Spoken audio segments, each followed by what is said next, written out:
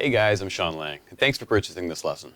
So this lesson is on a very simple technique that everybody needs to know, and unfortunately, a lot of us don't know it. I mean, you've probably heard of it, but how often do you actually implement it? And the answer is probably not enough. The double stroke, super easy. 2 hits, right? Double stroke. That's not really the double stroke, that's just doing 2 single hits with each hand. In order to make the double stroke actually useful, you have to develop it into a technique that has some agility and some actual dexterity. I mean, how often is this going to come in handy for you?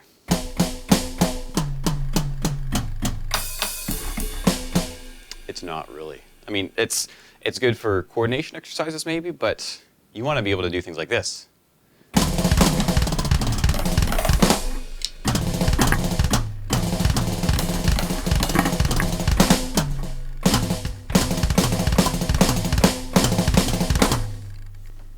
So what's the big difference? First off, we're getting a bounce. Now, the first thing that generally happens when I ask people to show me their double stroke, and I say, remember, it needs to bounce, it looks something like this.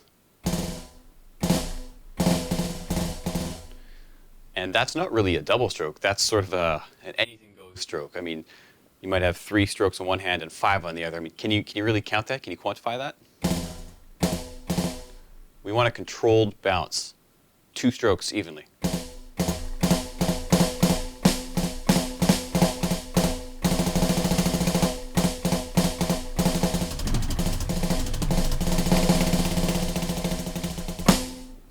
Now, if you're new to the world of double strokes, that might seem a little bit difficult and unattainable, but let me tell you, it's actually pretty simple to get there. You just need to actually have a game plan and know the physics behind what's actually happening to the stick, and to your wrist, and to your fingers when you're doing a proper double stroke. So I'm going to break it down for you.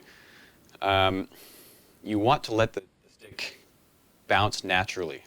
Now, Jojo Mayer also does a great job of teaching this, but I got you right now, so you're going to learn from me. So basically, take the stick, and you want to just strike down and let it bounce naturally as far back as it's going to go. Now watch when I do it. It should come back pretty far. Now you see that? I'm catching it. If I didn't catch it, it would just keep going and end up behind me. Now, let's be careful. I'm not actually hitting and then pulling up.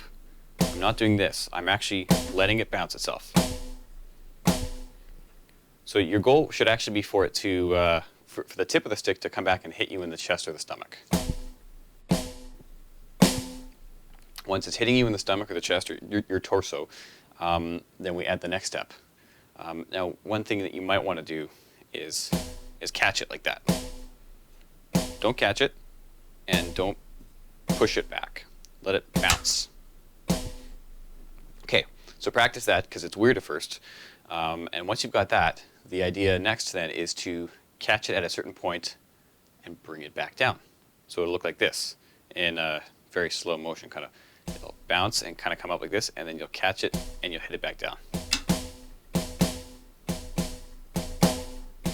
Now you see, when it's coming back, I'm leaving room for it with my fingers, and then when I'm hitting it back down, I'm snapping my fingers back. Okay? Now, the difference between a slow double stroke and a fast one is how high I'm letting it come up before I snap it back down.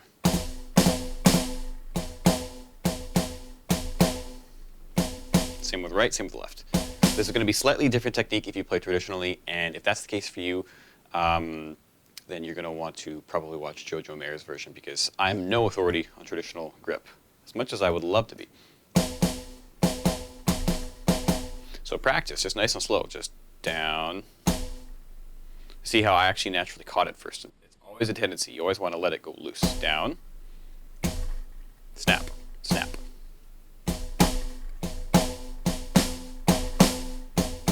So that you get to the point where your double strokes are really just one motion.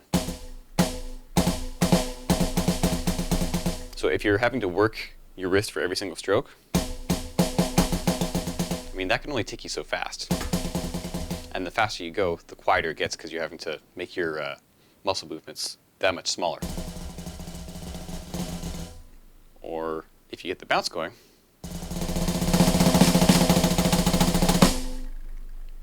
See what I mean? It's very dynamic, but it sounds much better. I think it sounds, well, not better, but it's different. It sounds different, and it sounds cooler and smoother than just single strokes all the time.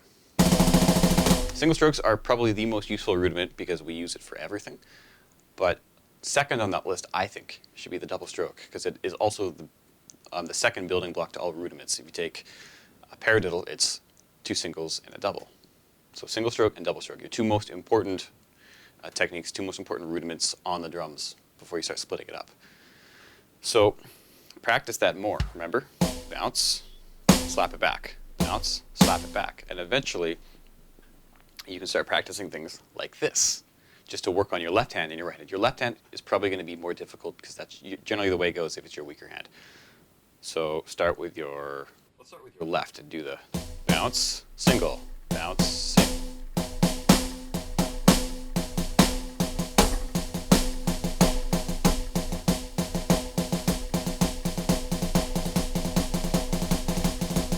Now, if you notice, my movements become less and less exaggerated the quicker it gets, because you're optimizing it. So the more speed, the less movement there is, and the quicker it is, the smaller movement. So you want to make sure you're not emphasizing it too much once you've got it.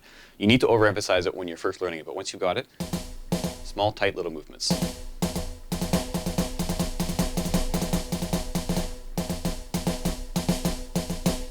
So start with your left, because your left is probably weaker, and then go to your right.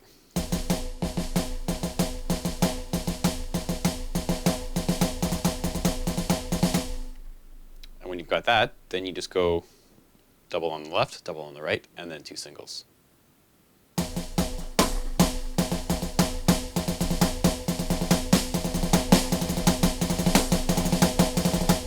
And of course, switch it around. Double on the right, double on the left, and two singles.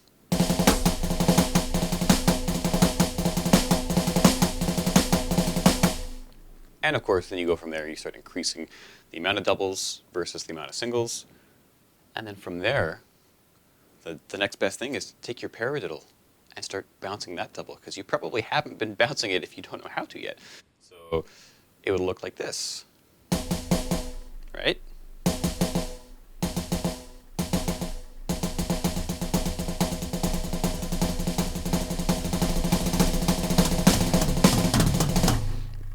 Suddenly the paradiddle becomes a whole lot more useful because you can pull it off in these kind of cool speeds where it makes it nice and fluid and better. Your playing will get so much better just by learning the double stroke. I hope you guys have gotten a lot out of this lesson. I know once I had this breakthrough in my playing years and years ago, I felt like a new drummer. So take it to your kit and let me know how it works for you. Cheers.